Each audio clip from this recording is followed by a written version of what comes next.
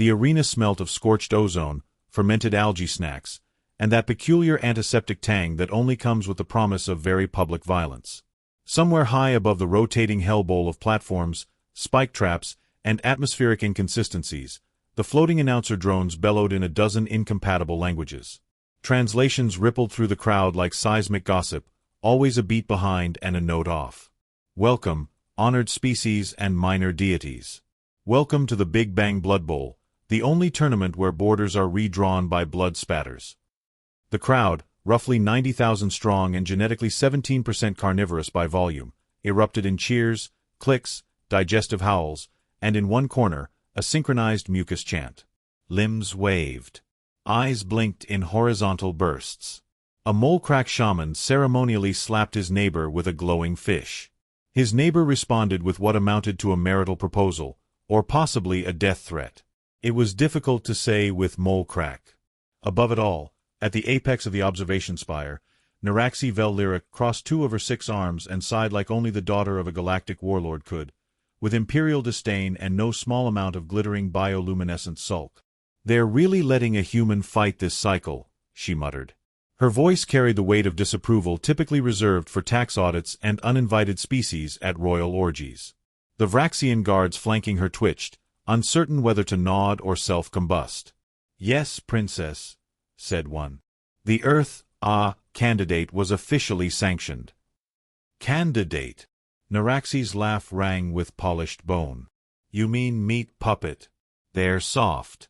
They wear shoes. Do you know what wears shoes? Injured prey animals." The guard considered that. "Also, tailors?" The princess didn't dignify that with an answer. Her silver pupils narrowed as the arena's center began to morph. Gravity stabilized, briefly, just long enough to reposition its betrayal. Platforms reshaped, molten crests hissed up from beneath the floor like old grudges. The announcer's tone grew oily. "And representing the sovereign sludge clans of Mirkai Prime, your reigning champion, the butcher of moons, the swallower of fathers. Gorkan the undissolved." A bellow shattered the southern audio dampeners. Across the arena floor, a 12-foot brute strode into view. He was plated in a slick, chitinous armor that pulsed with ancestral rage, grown from his own maternal bloodline. A traditional sign of respect, which said more about Mirkai culture than anyone wanted to admit. His arrival was met with seismic enthusiasm. Stat screens lit up with odds, so comically one-sided that even the betting AI briefly crashed from existential embarrassment. Gorkan raised his arms. The crowd screamed.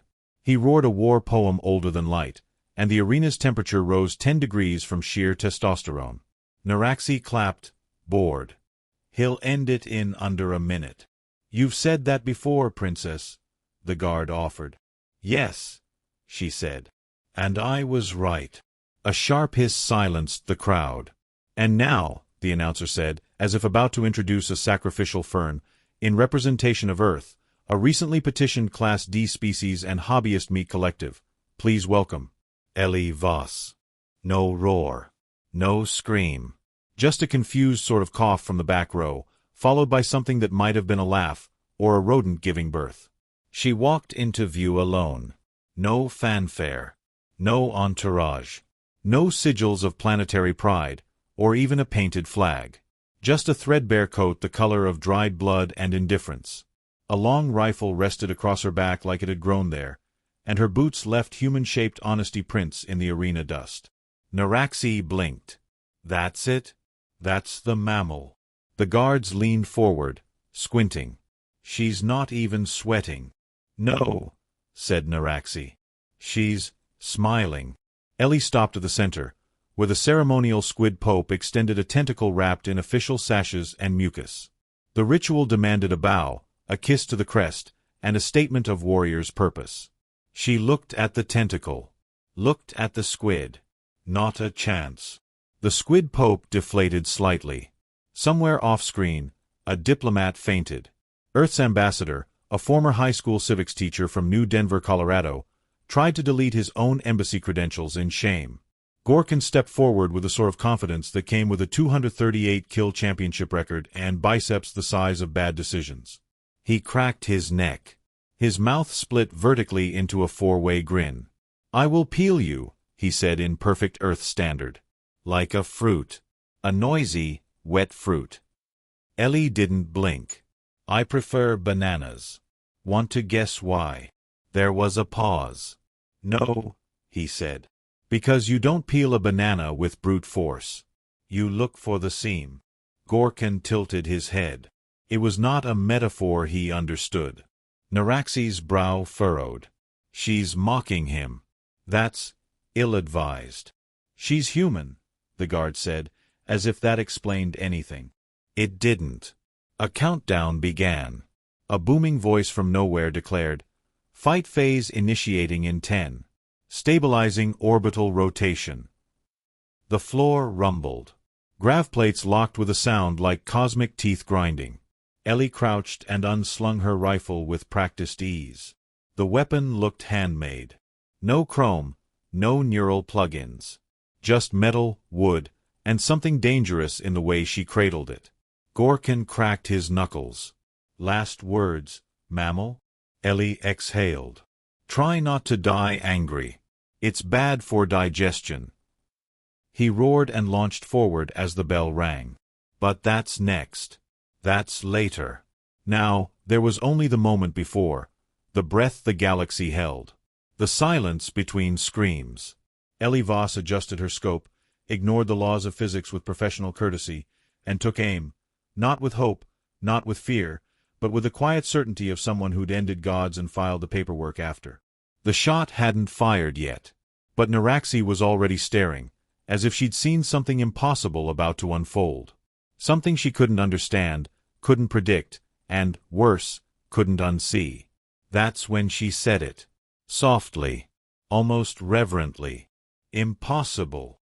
And that's when the story really began. Ellie Voss had once been told she looked like someone who had survived the end of the world and never quite forgave it for ending. At first glance, she didn't seem like the sort of creature the galaxy should be afraid of. She had shoulders hunched from too many cold winds, boots scuffed by low-gravity marches, and eyes the color of forgotten ammunition. Her rifle was older than the formal declaration of Earth sentience, and probably better maintained than any embassy Earth had managed to keep open. But none of that mattered to the arena audience. Because all they saw was meat. Hominid. Slow evolving. Full of charming idiocy and primitive resilience, like a smart rock that had learned to cry and build bombs.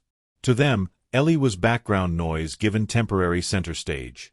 She didn't mind. In fact, she preferred it.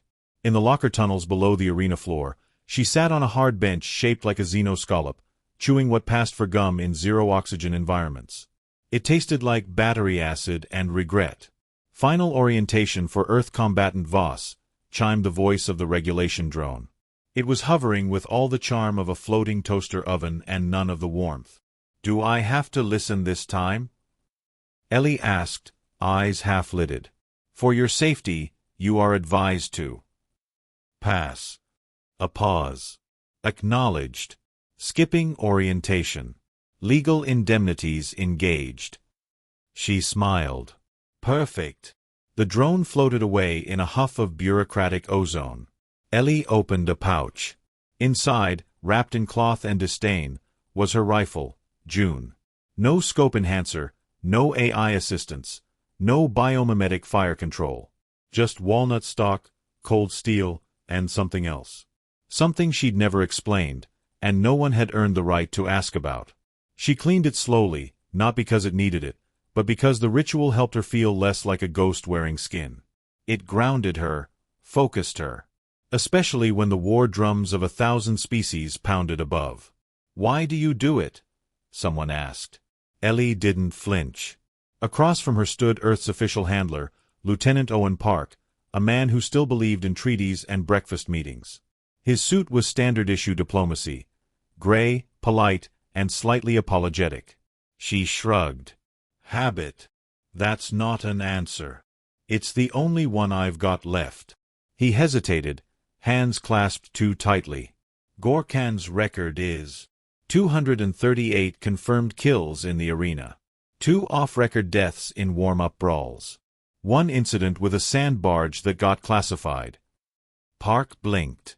You memorized his dossier? I wrote it. Ellie stood and slung June across her back. Her movements were efficient, not graceful. Wolves weren't graceful. They were just fast and final. Owen looked haunted. We didn't ask you to volunteer. I know, she said. You asked for someone willing to die publicly. I volunteered to ruin the narrative. Somewhere above, a gong sounded, the signal that the warm-up phase was ending. Audience anticipation was peaking, and the betting AIs had resumed accepting bets after a brief crash induced by Ellie's blood pressure readings. She turned to leave. Owen's voice stopped her again. If you die out there. I'm already dead in most of the files, she said, stepping into the light. This is just my encore. Meanwhile, in the champion's lair, Gorkin the Undissolved was in the middle of his pre-fight blood oath ceremony, which mostly involved headbutting sacred rocks until they forgave him. Each crack of skull against stone was met with reverent silence from his acolytes. They wore armor carved from enemies he hadn't bothered to digest, and they hummed the ancient songs of planetary conquest in atonal minor thirds. Champion Gorkan, came a chittering voice, may your blades grow wider and your death tally rise. Gorkan stood, flexed, and nodded. The human is small? Yes, mighty one. And moist. He snarled in amusement. Will it scream? Almost certainly. Then this will be a good day. He lumbered toward the staging area, the floor trembling with each step. His bones were laced with volatile alloys. His skin had the tensile strength of ship hulls. His left shoulder plate was made from a melted cryotank and 2 former spouses.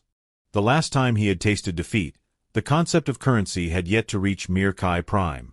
And even then, it had tasted more like betrayal than failure. He had not come to lose. Back in the ready chamber, Ellie stood before a war mirror. It didn't show her reflection. It showed probability spectrums, projected kills, injury vectors, odds of planetary disgrace. She watched it blink and distort, unable to lock onto her fate. Statistically, her file was a nightmare. Decorated sniper, vanished records, irregular neural mod usage, field disavowed by 3 coalitions. Officially, she shouldn't exist. Unofficially, she was Earth's most stubborn rumor with a pulse. The mirror flickered and defaulted to a warning, unclear risk. Do not attempt. Ellie grinned. Cute. She walked to the lift platform. The hiss of ascension began. Above, the announcers were already ramping up. Drones hovered to stream every twitch of anticipation. Gorkan enters with full ceremonial regalia. His tusks freshly serrated, his battle glands primed. Betting odds remain at 12,000 to 1. Except on Earth 12, where a single mammal cult has staked their faith on Voss. Ellie stepped into the blinding lights. The arena greeted her with confusion. Cheers were hesitant. Jeers were uncertain. A section of the crowd debated whether humans could legally be considered sapient yet, or if they still counted as plot devices with tear ducts. She tuned them out. The floor restructured. Platforms folded into place. Gravity decided it hated consistency. The air shimmered with atmospheric static, the remnants of previous contestants. Across the field, Gorkan appeared. Massive. Beautiful, in a terrible way. He carried a cleaver the size of a diplomatic shuttle and wore a grin that said, "My ancestors will taste your bones." Ellie gave a small wave. He tilted his head. "Do you mock me?" She raised a brow. "If I was mocking you, you'd know. You'd also be crying." He stepped forward, the arena groaning beneath him. "You are insignificant. You are bones wrapped in sadness. I will end you in 3 moves." She looked at her nails. "That's one more than last time." A flicker crossed his eyes. "We have fought before?" She smiled. "Not exactly." The crowd didn't know what to make of her. The announcers speculated wildly. Some reports claim Voss is a cybernetic throwback. Others suggest she is the clone of Earth's last sniper. Or possibly a rogue bartender. Records remain inconsistent. Gorkan stomped to his position. Ellie stepped to hers. The rituals began. A drone spat ancient phrases about glory and meat. A smoke flare announced the final countdown. Ellie tapped her rifle twice. June hummed back in a frequency no one else could hear. She inhaled. Somewhere, far above, Naraxi Vel Lyric leaned forward in her private booth. "She's not posturing," the princess said, surprised. "She is focused," said her aide. "She's too still." The aide checked his monitors. No elevated adrenaline. No tremors. "She is calm." Naraxi narrowed her eyes. "Interesting." The final horn sounded. Ellie and Gorkin both moved, but not in the way anyone expected. She didn't run, didn't dive, didn't even blink. She stood there, like gravity owed her. Gorkin stopped mid-charge. "Why do you not run?" "Because," she said, lifting her rifle, "I never fire twice." He paused, confused. She smiled.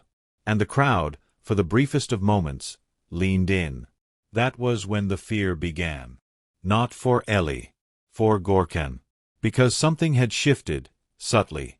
The way predators sense the storm. The way a room falls silent before a verdict. He couldn't see it. Couldn't explain it.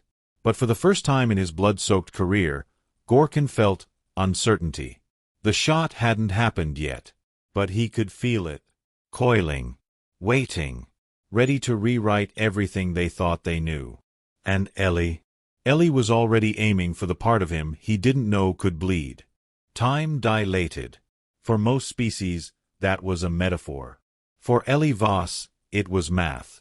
Neural augmentations folded milliseconds like origami, laying them out in logical sequences only she could parse. One heartbeat now stretched across 9 high-resolution tactical projections, each playing out a different version of her imminent death. None were acceptable. The moment Gorkin lunged, the world snapped into motion. He didn't move like a monster. He moved like a planet collapsing into itself, momentum-heavy, unrelenting, physics-bending. His left foot cracked the obsidian arena plate, releasing a hiss of vacuum from the subchambers below. With each thunderous stride, he redefined the concept of overkill. Ellie didn't flinch. She took one step sideways. Not to dodge. To measure. Every move she made in the arena was clocked in quanta. No wasted motion. No dramatic flourishes. Just micro-adjustments invisible to an untrained eye. Gorkan's first strike came down in a decapitating arc meant to bisect her at the waist for flair. The cleaver, Heartgutter, according to fan lore, could shear through reinforced battle plating, split tanks, and once, allegedly, ruined a wedding. Ellie dropped to one knee. The blade passed above her by less than 3 centimeters, cleaving the air with a bass-heavy shockwave. Crowd roars shifted to collective gasps. The sand-skinned commentators screeched in 57 dialects of surprise. The humans watching from Earth's only permitted galactic broadcast station leaned forward, popcorn forgotten, waiting for blood. Ellie stood again, unsinged. "Too slow," she said, voice flat. Gorkan blinked. She wasn't gloating. She was calculating. The next strike came faster. A backhanded swing designed to fake her into a dodge that would lead her into his next stomp. But Ellie ducked backward just enough to let the gust of the cleaver pass, letting her jacket rip, not her chest. Her rifle stayed untouched, slung across her back. And still she hadn't fired. "Do you mock me?" Gorkan roared. He stomped the ground, forcing a tectonic buckle. Earth curled upward toward her like a metallic tongue. Ellie jumped. In midair, her body spun once, centered precise, and landed crouched on a now tilted platform. She tapped her earpiece. Wind simulation. 0.3 clicks crossdrift. The arena system pinged her. Unauthorized environmental telemetry access. Cease or be penalized. She ignored it. Another lunge. Gorkan's tusks sparked against the containment shields, which flickered with ancient runes now legally obsolete. He howled, not in pain, but in ceremonial frustration. "Fight, fleshling." Ellie's voice came soft, nearly swallowed by the arena's howl. "I am." Gorkan charged. She didn't move. Again. This time he changed tactics. Mid-charge, he twisted, leaping, not a motion his species favored, driving all his body mass into a spiraling descent meant to collapse the battlefield into shards. Arena tiles shattered under him. Plates imploded. Dust billowed like detonated memories. Ellie vanished. For a beat, everyone believed she'd been pulverized. Then came the beep. One single, polite, mechanical chirp. Gorkan paused. Blinked. A red laser hovered over the exact point where his brain's secondary pain center was located. A soft, barely known evolutionary quirk left over from his species' larval stage. A spot never covered by armor because no opponent had ever lived long enough to aim for it. He turned his head slowly. Ellie stood 50 meters away. Rifle drawn. June glinted under the stadium's magstrobes. Clean, elegant, bored. Ellie's cheek rested on the stock. Her breathing was so slow it registered below visible analytics. No scope. No HUD. No reticle. Just her. And math. She whispered, not to anyone, just to the moment. Your move was predictable. Your heel compressed the tile seam. That meant weight transfer. Overcorrection to the right. Exposed the soft tissue beneath your cranium node. Congratulations. You evolved your own weak spot. She fired. There was no recoil. No shout. No thunderous boom. Just a soft whumph as air compressed in the barrel and whispered out behind the round. The bullet sliced through the air like it owned the deed to it. It hit. Not explosively. Not dramatically. Just exactly. Right there, between Gorkan's 7th and 8th cranial plates. A microscopic entry. 0 exit. No blood. Just silence. He stood for half a second longer than he should have. Then his legs failed. He dropped, as if a puppeteer had cut one string too many. The audience didn't cheer.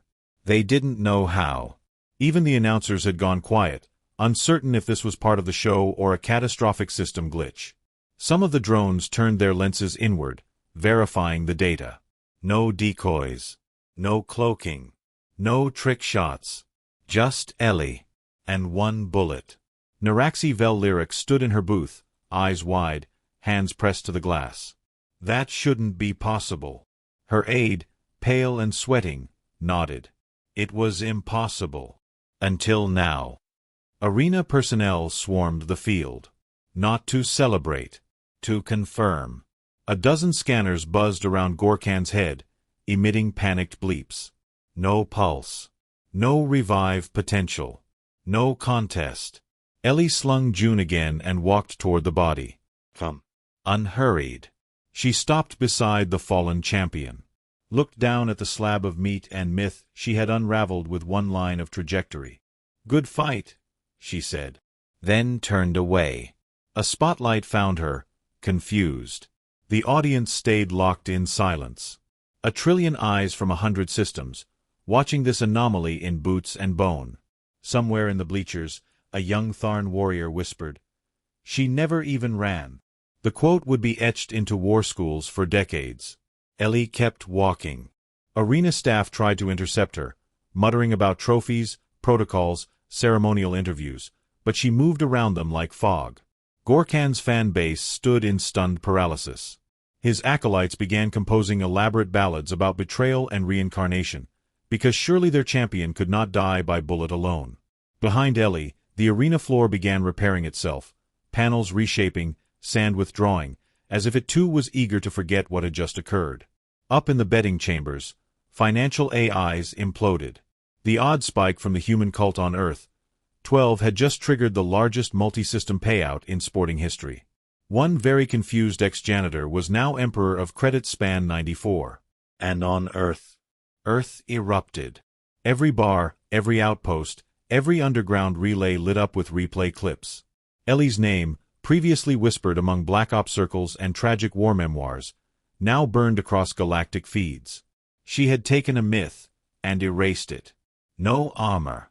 No fireworks. Just intent. But she didn't smile. She didn't gloat. She just walked toward the exit door, fingers brushing June's barrel like a benediction.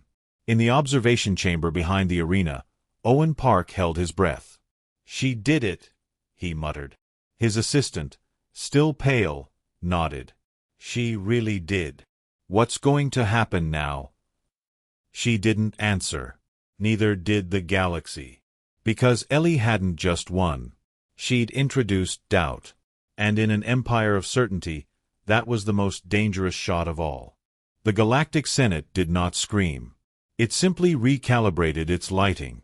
The ambient hue shifted from its usual diplomatic coral to a sterile interrogation white, the kind of shade that implied both intense curiosity and a low probability of survival. It was the political equivalent of raising one eyebrow while reaching for the plasma rifle behind your back. Ellie Voss wasn't there, of course. She had declined the Senate's invitation to attend an emergency summit regarding the destabilizing implications of her recent actions.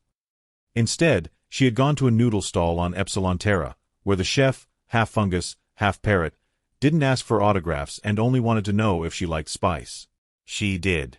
Meanwhile, across the galaxy, the very concept of human military capability was undergoing spontaneous combustion. "It was a trick," snarled Ambassador Zoltok of the Gorkanii Pride Worlds, clutching a datapad full of slow-motion footage, each frame more damning than the last. "Some form of cloaked orbital artillery.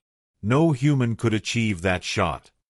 "It was one bullet," replied Giannis Ocam, the Earth delegate, not bothering to hide his grin. "She brought one bullet. We even declared it at customs. Twice." "Impossible."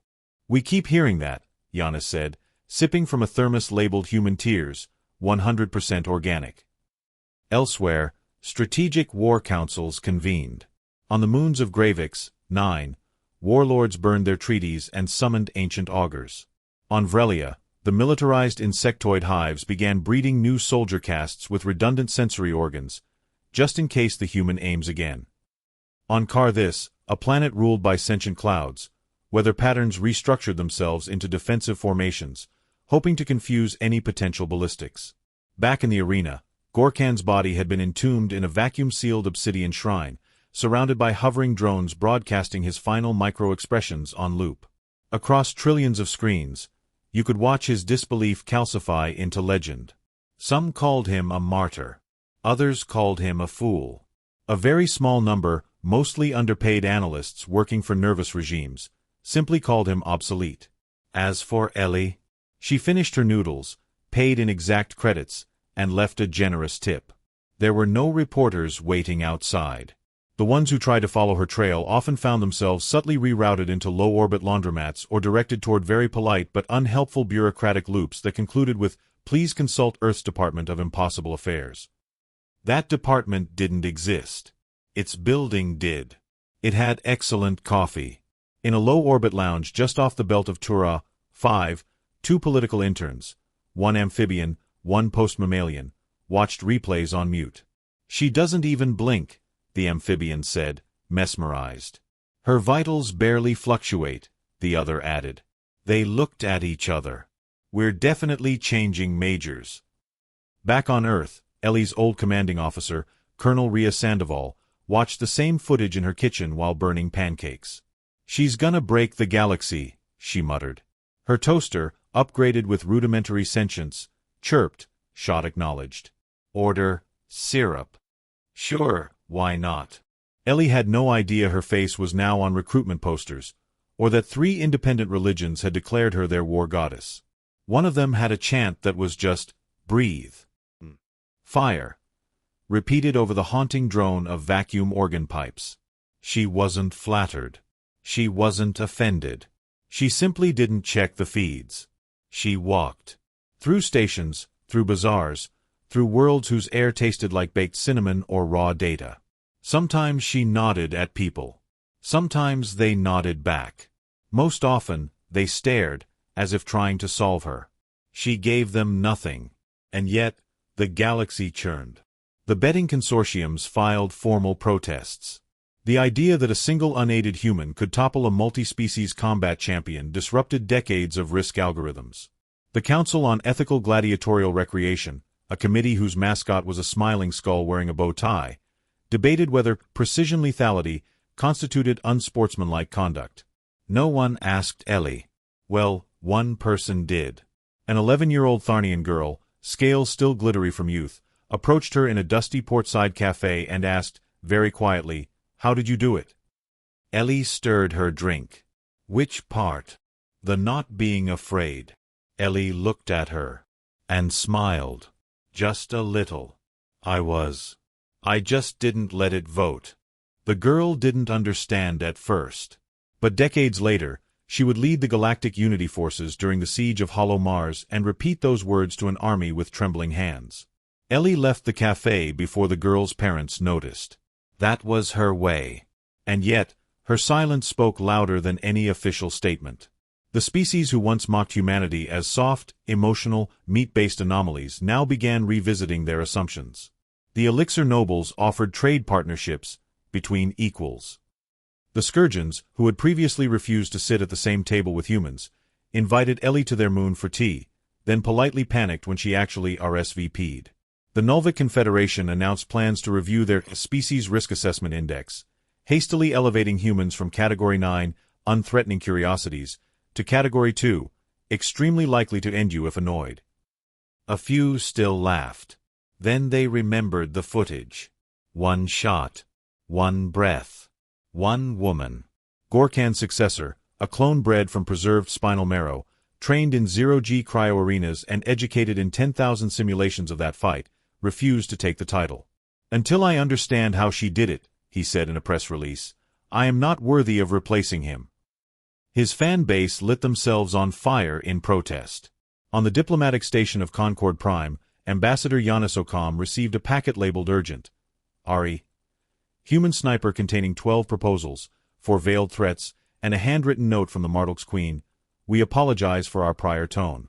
Could you kindly never send her again?" He framed it and laughed for a solid hour. Meanwhile, Ellie slept. Lightly. With June, her rifle, resting beside her like a loyal dog. She had named the rifle after her sister. The one who'd never made it off Luna Base. The one who'd drawn enemy fire so Ellie could make the evac shuttle. She never talked about June. But she carried her. Everywhere. The galaxy saw precision. Ellie carried memory.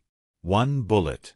Not because she needed only one, but because it was enough.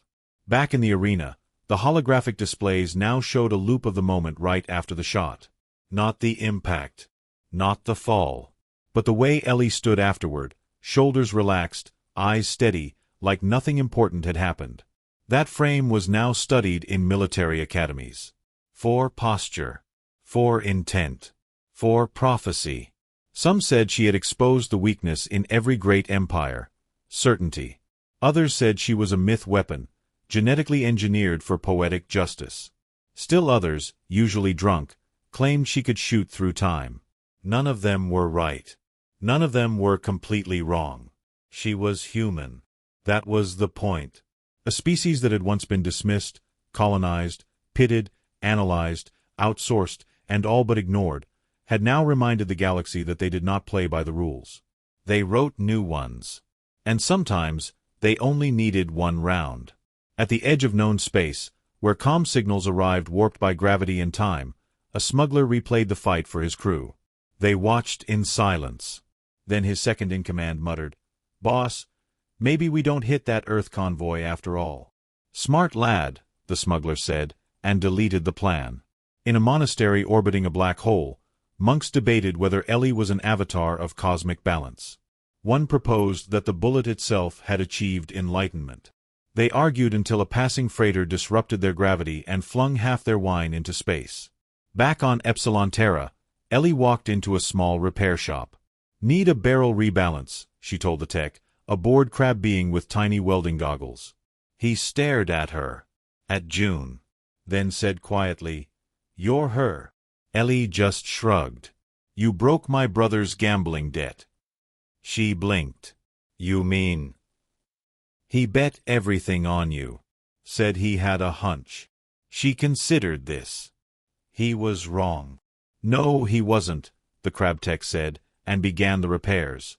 Ellie sat on a bench and waited. Outside, the the galaxy spun. And somewhere, someone was planning the next championship. And someone else was preparing a counter-sniper team. And someone else was composing a song. And Ellie was wondering whether she could get another bowl of those noodles. Because the work was never done. But sometimes, even legends get lunch.